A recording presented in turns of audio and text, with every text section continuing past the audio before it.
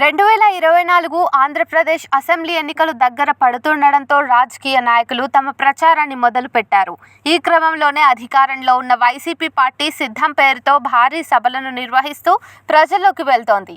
ఇందులో భాగంగా వైసీపీ మాజీ మంత్రి, ఎమ్మెల్యే పేర్ని నాని బస్సును నడిపి అందరినీ ఆశ్చర్యానికి గురిచేశారు. తాజాగా ఓ హోటల్లోకి వెళ్లి అక్కడే భోజనం చేస్తున్న వారికి కూరలు వడ్డించారు. దీనికి సంబంధించిన వీడియో ఒకటి ప్రస్తుతం సోషల్ మీడియాలో వైరల్గా మారింది. దీంతో పేర్ని నానిపై నెటిజన్లు కామెంట్ల వర్షం కురిపిస్తున్నారు. ఇందులో ప్రతిపక్ష పార్టీకి చెందిన వారైతే ఈ వీడియోను షేర్ చేస్తూ వచ్చే ఎన్నికల్లో ఓటమి ఖాయం కావడంతో హోటల్ సర్వర్గా చేరిపోయిన పేర్ని నాని అంటూ పోస్ట్ చేస్తున్నారు. ఏది ఏమైనప్పటికీ మొన్నటి వరకు వివాదాస్పద వ్యాఖ్యలతో వార్తల్లో నిలిచిన ఆయన తాజాగా విచిత్ర పనులు చేస్తూ అందరి దృష్టిని తన వైపు తిప్పుకుంటున్నారు.